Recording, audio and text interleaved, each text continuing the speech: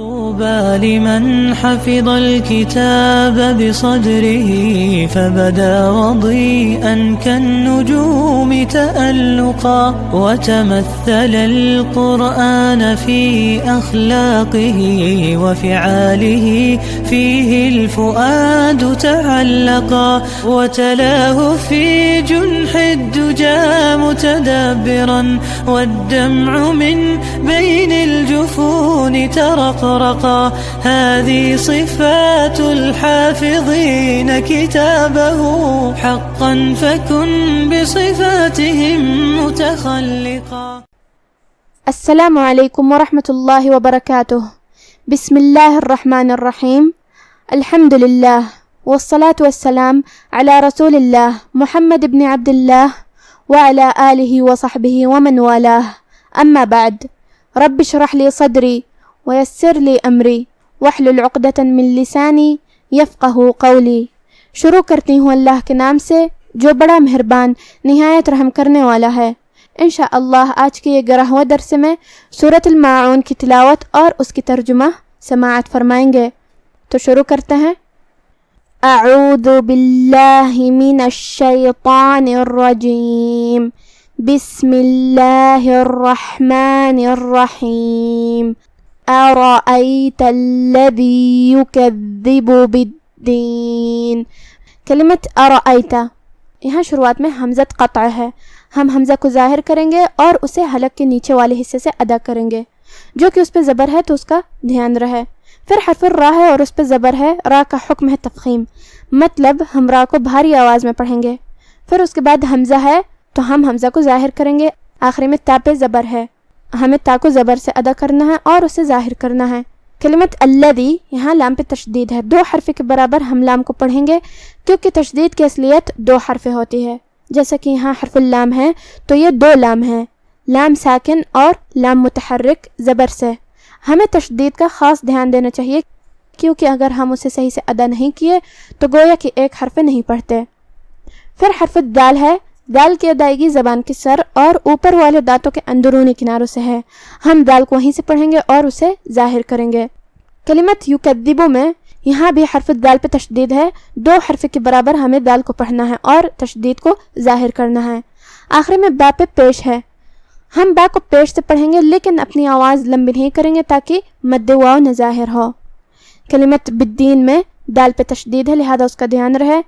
ارأیت الذی یکذب بالدین فذلک الذی یدع الیتیم. کلمت فذلک دال کے بعد چھوٹا سا مد ہے. ہم اپنی آواز 2 مد کے برابر لمبی کریں گے کیونکہ یہاں مد طبیعی ہے. لام کے نیچے زیر ہے تو اس کا دھیان رہے. کلمت یدعو میں یہاں حرف العین ہے اور اس پہ تشدید ہے. عین کی ادائیگی حلق کے درمیان والے حصے سے ہے جو کہ اس پہ تشدید ہے تو ہم عین کو 2 حرف کے برابر پڑھیں گے. فَذَلِكَ الَّذِي يَدُعُّ الْيَتِيمَ وَلَا يَحُضُّ عَلَى طَعَامِ الْمِسْكِينِ. کلمت یحب میں یہاں حرف الحاء ہے. حا کی ادائیگی حلق کے درمیان والے حصے سے ہے. ہم حا کو وہیں سے پڑھیں گے اور اسے ظاہر کریں گے. پھر حرف الضاد ہے. بات کی ادائیگی زبان کی کروٹ اور اوپر کے داڑھوں کی جڑ سے ہے. دھیان رہے حرف الضاد کے ادائیگی کے وقت ہم اپنی زبان دانت سے باہر نہیں کریں گے تبھی بات کی ادائیگی صحیح سے ہوگی. بات پہ تشدید ہے تو ہمیں تشدید سے ادا کرنا ہے بات کو، مطلب 2 حرف کے برابر، اور وہ حروف تفخیم میں سے بھی ہے. ہم اسے بھاری آواز میں پڑھیں گے. کلمت علا میں یہاں حرف العین ہے. ہم اسے حلق کے درمیان والے حصے سے ادا کریں گے. کلمت طعام یہاں حرف الطا ہے. طا حروف تفخیم میں سے ہے تو ہمیں اسے موٹی آواز میں پڑھنا ہے. آخری میں میم کے نیچے زیر ہے لہذا اس کا دھیان رہے. وَلَا يَحُضُّ عَلَى طَعَامِ الْمِسْكِينِ فَوَيْلٌ لِّلْمُصَلِّينَ. کلمت فویلن کے آخری میں لام پہ تنوین پیش ہے. تنوین کی اصلیت اور اس کی ادائیگی نون ساکن ہوتی ہے. اس کے بعد حرف اللام آتا ہے کلمت للمصلین میں. لام حروف الادغام بغیر غنہ میں سے ہے. ادغام کا معنی ہے حرف کو حرف میں داخل کر دینا. ہم یہ تنوین کو لام میں داخل کر کے تشدید کے ساتھ لیکن بغیر غنہ کی حکم کو ادا کریں گے. فویل للمصلین. کلمت للمصلین میں یہاں حرف الصاد ہے، صاد کو بھاری آواز میں پڑھنا ہے، پھر لام پہ تشدید ہے، لہذا 2 حرف کے برابر ہم لام کو پڑھیں گے۔ الذین هم عن صلاتهم ساہون، کلمت الذین لام کے تشدید کا دھیان رہے اور دال کی ادائیگی کا بھی۔ کلمت ہم کے آخری میں میم پہ جزم ہے اور اس کے بعد حرف العین آتا ہے کلمت عن میں۔ یہاں حکم ہے اظہار شفوی، ہم میم کو ظاہر کریں گے اور اسے بغیر کوئی غنہ کے یہ حکم کو ادا کریں گے۔ کلمت عن میں یہاں نون پہ جزم ہے اور اس کے بعد حرف الصاد ہے کلمت صلاتہم۔ یہاں حکم ہے اخفاء، اخفاء کا معنی ہے چھپا دینا، ہم نون کو چھپاتے ہوئے بغیر ظاہر کرتے ہوئے لیکن غنہ کے ساتھ یہ حکم کو ادا کریں گے۔ جو کہ صاد حروف تفخیم میں سے ہے تو یہ غنہ تفخیم سے ادا کرنا ہے، مطلب بھاری آواز میں، کیونکہ غنہ اپنے اگلے والے حرف کا حکم لیتا ہے۔ عن صلاتہم الذین هم عن صلاتہم ساہون الذین هم یراؤون۔ کلمت یراؤون میں یہاں را پہ زبر ہے، لہذا را کا حکم ہے تفخیم، ہم را کو بھاری آواز میں پڑھیں گے۔ پھر اس کے بعد مد آتا ہے، یہاں مد واجب متصل ہے۔ مد واجب متصل کا معنی ہے کہ حرف المد اور اس کی وجہ جو کہ حمزہ ہے دونوں ایک ہی کلمہ میں ہو، جو کہ یہ مد سے پہلے حرف تفخیم ہے، مطلب را کا جو کہ حکم ہے تفخیم، تو ہم یہ مد کو بھی تفخیم سے ادا کریں گے، کیونکہ مد الف اپنے پیچھے والے حرف کا حکم لیتا ہے، تفخیم ہو یا ترقیق۔ تو ہم یہ کلمہ کو ایسے پڑھیں گے، یراؤون الذین هم یراؤون وَيَمْنَعُونَ الْمَاعُونَ۔